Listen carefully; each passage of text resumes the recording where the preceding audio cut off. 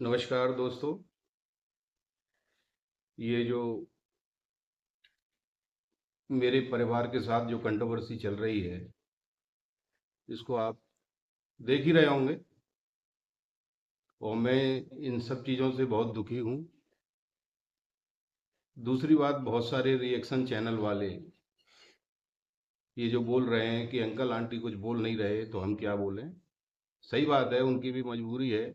कब तक वो मेरे सपोर्ट में बोलेंगे जब तक मैं नहीं बोलूँगा। लेकिन हकीकत ये है कि मैं वाईडी पर बिल्कुल भी नहीं आना चाहता। दूसरी बात ये है कि ये जो कंट्रोवर्सी कर रही है सब झूठ है, पूरी बना के बोल रही है और उसको तो बोलना है।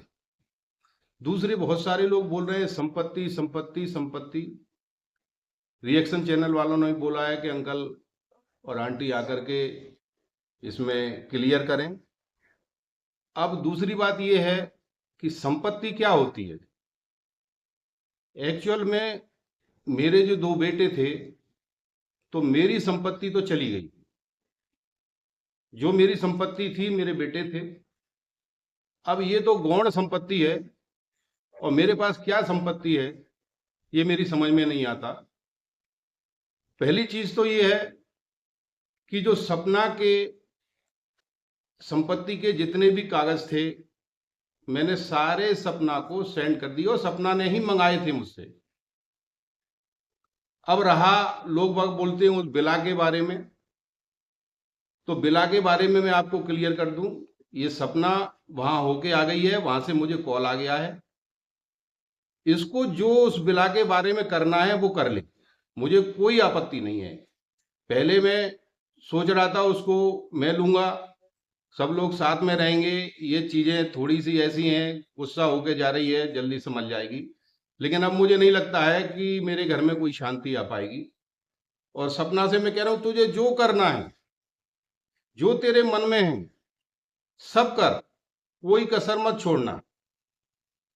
लेकिन दोस्तों ये सारी चीजें गलत हैं, सारी चीजें गलत हैं। अब रहा संपत्ति की बात, तो मैंने बताया कि मेरे दो बेटे थे, वो मेरी संपत्ति थी। अब इस संपत्ति को कोई भी ले जाए, सबसे पहले तो ये है कि मेरे जीते जी संपत्ति मेरी रहेगी और मेरे मरने के बाद, मेरी पत्नी के मरने के बाद मेरी दोनों पोतियों के नाम से संपत्ति आएगी। इसमें कोई निर्विवाद रूप से सत्य है।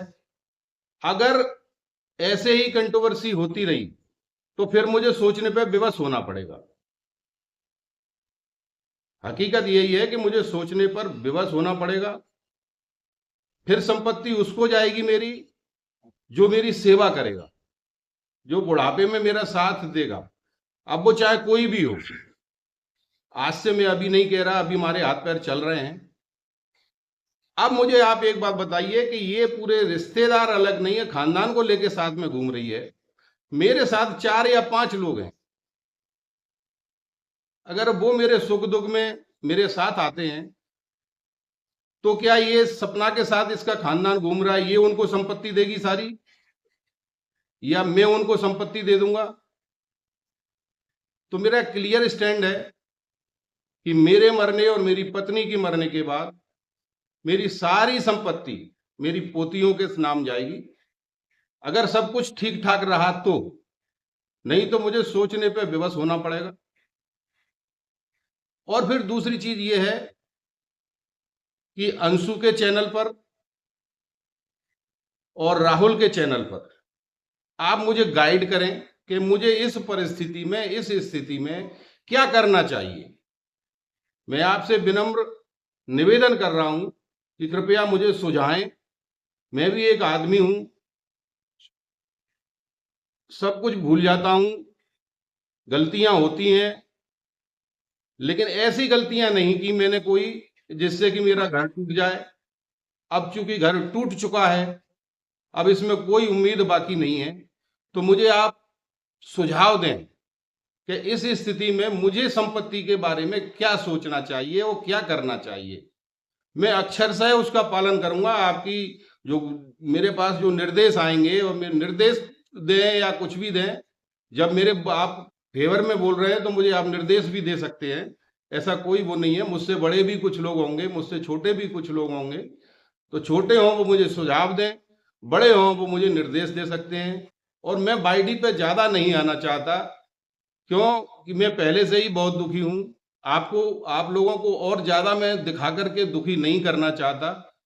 और मेरे फेवर में जो बोल रहे हैं उनको मेरा बहुत बहुत हृदय से धन्यवाद।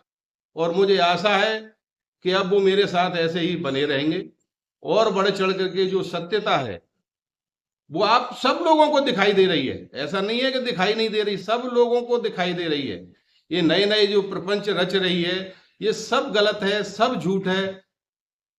मैं आपसे बार बार निवेदन ये कर रहा हूं। और अंशु ने आपको सारी बातें क्लियर कर दी हैं, और आवश्यकता पड़ेगी तो वो बच्ची और क्लियर करेगी। अभी तो कुछ भी क्लियर नहीं हुआ है। अगर आपको पूरा क्लियर कर दिया जाए तो आपकी आंखें निश्चित खुल जाएंगी। और दोस्तों एक चीज मैं और बताऊं आपको, सबसे ज्यादा क्लोज सपना के साथ अंशु ही रही है।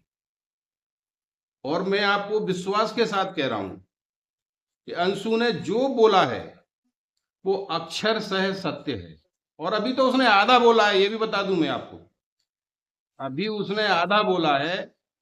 पूरा जिस दिन बोल देगी तो सबकी आंखें खुली की खुली रह जाएंगी। दूसरी चीज, मैं और मेरी पत्नी दोनों बीमार रहते हैं। मेरी 400 तक शुगर पहुंच जाती है, 190 तक मेरा बीपी पहुंच जाता है। और ये चीज सपना को पता है, इसीलिए बार बार ये कंट्रोवर्सी करके, ये गलत गलत वीडियो डाल करके हमारा दर्द और बढ़ा रही है। और वो चाहती है कि ये सब मर जाएं, फिर मेरा राज इसमें हो जाएगा। इससे ज्यादा और मैं कुछ नहीं कहना चाहता। दूसरी एक चीज और मैं बता दूं आपको, आप कहते हो कि मेरी पत्नी सपना की मम्मी से बात नहीं करती। आज मैं आपको सच्चाई बताता हूं क्यों बात नहीं करती। मेरे दोनों बेटे खत्म हुए। सपना की मम्मी आई, रात में ही आ जाती थी, सब कुछ होता था। आगरा में सबसे पहले वही पहुंची थी। मैं तो यहाँ शिवपुरी में था। मैं तो यहाँ से लगभग 3:30 या 3:30 बजे वहाँ गांव पहुंचा हूँ। मुझे नहीं मालूम है इन्होंने पोस्टमार्टम क्यों नहीं कराया, क्या नहीं किया। जब ये पहुंच गए थे तो इनको कराना था। इनको जो भी लग रहा था वो उनको कराना था।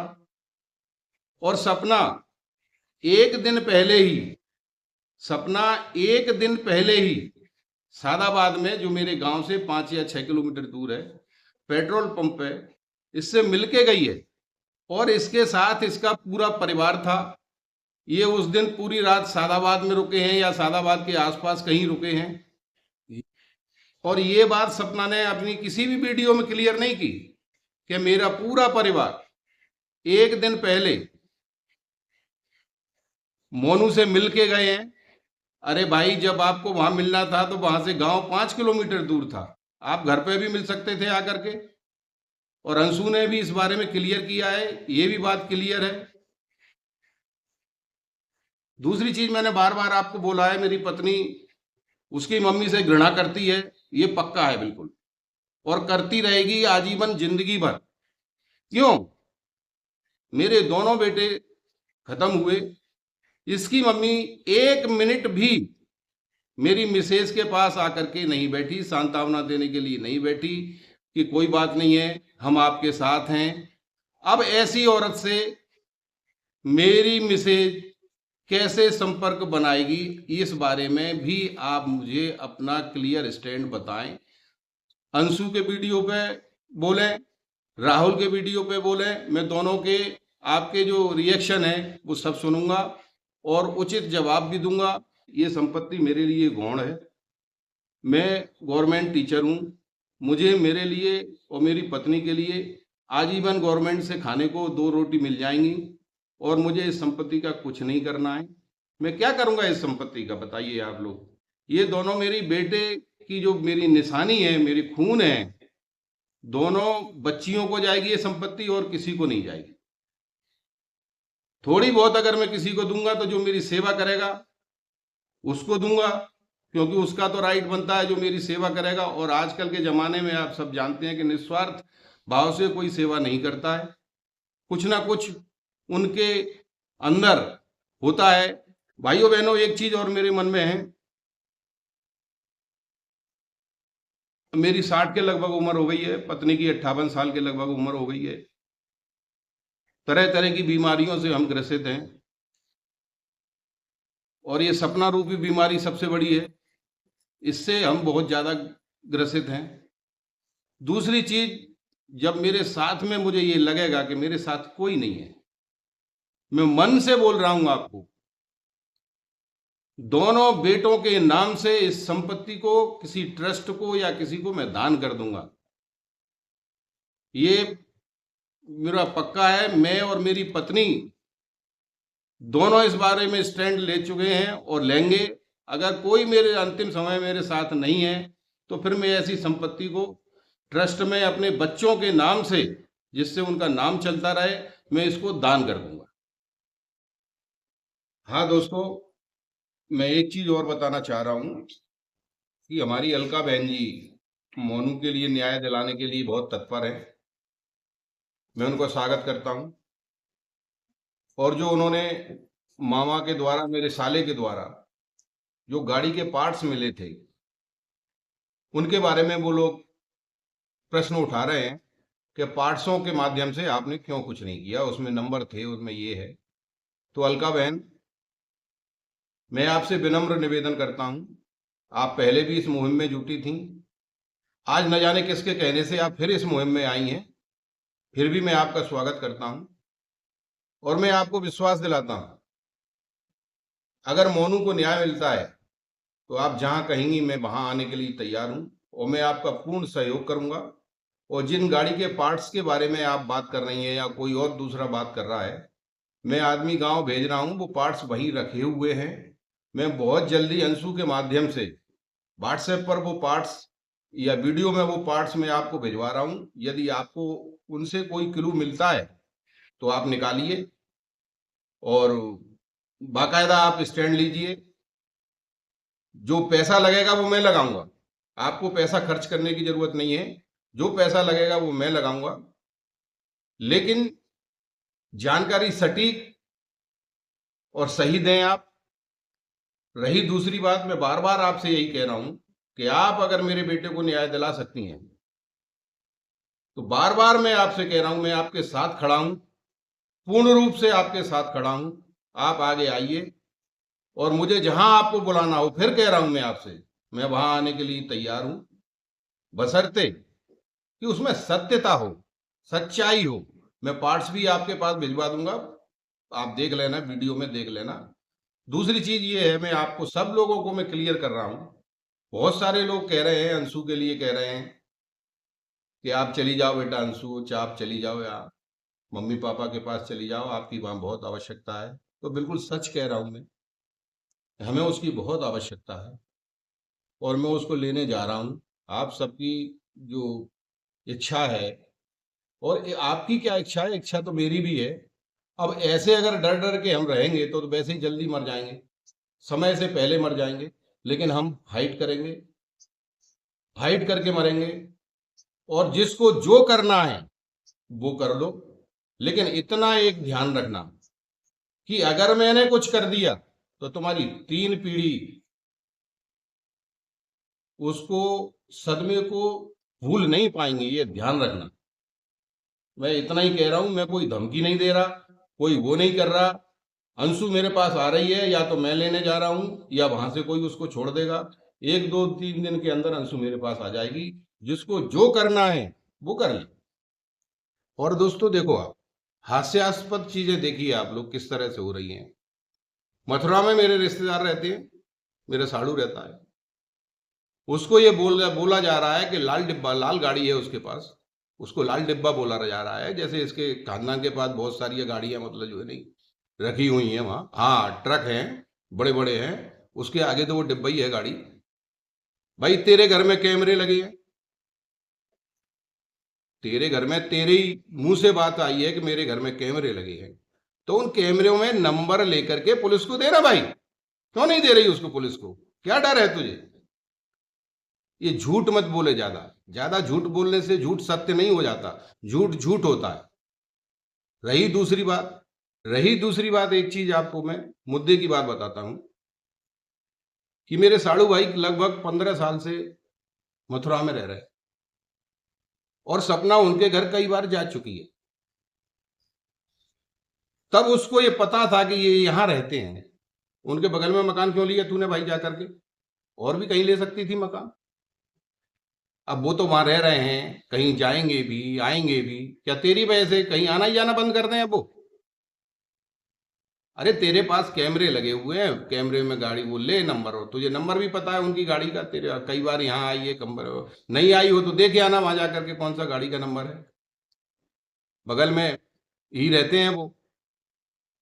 पुलिस को देना उसको कि ये मेरा पीछा कर रहे हैं, ये मेरा सब कर रहे हैं।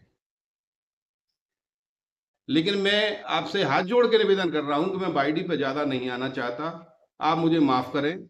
लेकिन फिर भी यदि आप बहुतायत की संख्या में मुझसे क्लियरिफिकेशन मांगेंगे तो मैं निश्चित दूंगा, और आगे आपको सबूतों के साथ दूंगा। ऐसा नहीं है कि मतलब जो है नहीं दूंगा, दूंगा मैं आपको। बस धन्यवाद, आप इसी तरह दिल से मेरा साथ दें। मेरा सब कुछ लुट चुका है।